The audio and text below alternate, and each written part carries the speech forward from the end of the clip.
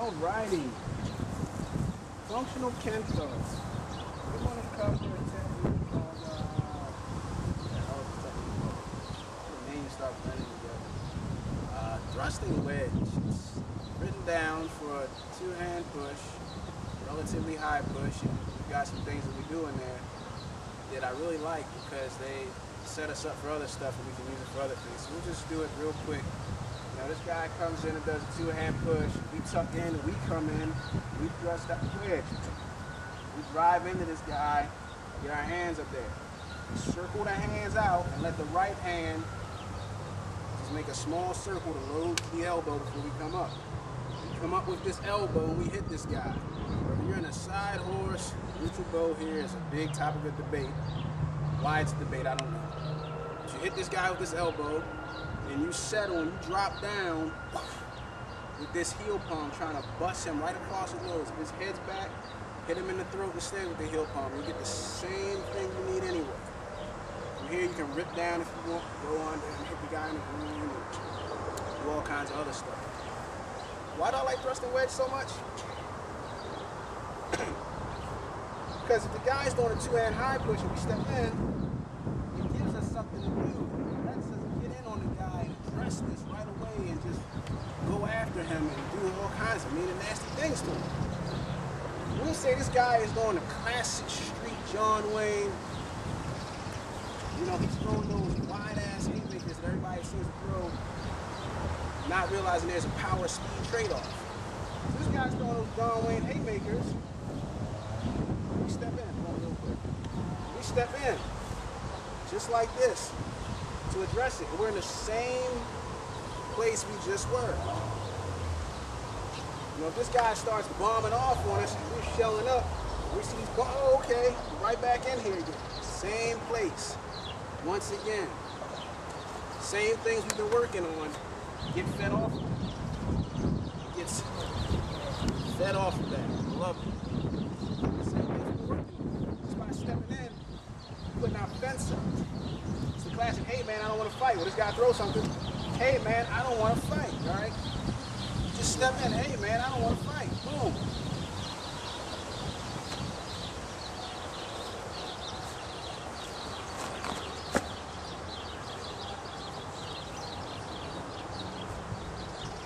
I love that technique for that very reason. Not even the rest of the stuff, the upward elbow and heel palm and everything else. It has nothing to do with that. It's just the step in with the hands parting has so many applications. So many applications.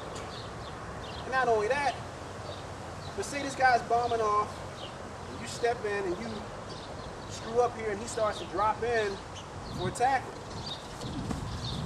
It sets you up for your broken ram. Because your hands are loaded, high. Ready to come back in like this and sink this guy down to the ground. And from here, you just give it to him. Give him what you want. Give him boot medicine, or Tim Candies, we call it over here. So this guy's doing a two-hand push. You step in and get your wedge in there. This guy's bombing off. You step in. Open your wedge a little bit. Get in there. This guy changes his mind, decides he wants to tackle. A broken ram, or in wrestling we call it a wizard. You whiz this guy right to the ground. Once he's down on the ground, bingo! You run your knee through his face and keep running through his face until you decide that, hey, it's time to exit stage left, as they say. This motion here, going forward, gives you lots of applications. Because it just puts you inside the guy's arms with your hands over top of his, which is generally where we want to be at. I mean, from here, there's lots of options that we have here at this point. Lots of them. There's lots of options we have there. Even if you miss some of them. Like I went to do the knee thing that I was just showing. I guess he's sick of it, so he straightened his leg out a little bit to relieve the tension. Okay, follow him and drop him down. That's why I showed you that as a backup. Just this motion here. Read it, go in, you get there. Another option for you, for those of you that don't mind doing this, because some people don't like doing this, personally it has served me well. You come in, you do this,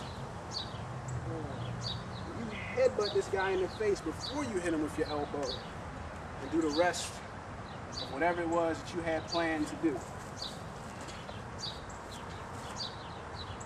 That's using your head for something. Headbutt. You step in there and get your wedge, grab the guy, and boom! Tuck your head and pull him to the top of it, not this. I see a lot of guys headbutting with the forehead, and this is just too damn close to this for me. Use the top of the head if you can. Bang! Guaranteed. You ever watch boxing, mixed martial arts? This happens, whole fight stops. Everything stops. Referee says, stop, you guys okay? Oh, my head, shit hurts. It hurts enough to stop professional fights. Think about it. Why does it stop professional fights besides, oh, it cuts them in? That's a rule that ends the fight? No, because it's very disorienting. It hurts a lot. It's more disorienting than a lot of stuff they hit each other with. The head's a big, heavy object, solid bone, that in most places does not bend, flex, or give way. It weighs 10 or more pounds, depending on how big the ego is. And then you're smacking a guy in the face with it. You don't think that hurts. You lift weights, take a 10-pound weight, wrap it in a towel, swing it in a circle, then lower the circle and hit yourself in the head with it. If you wake up, please share your experiences with the rest of us. That's just us covering thrusting wedge and how it can use it against pushes, against punches, how to just get inside and use it to change the scope of the situation a little bit, or how we can use this to set us up for our tackle defenses to stay on our feet.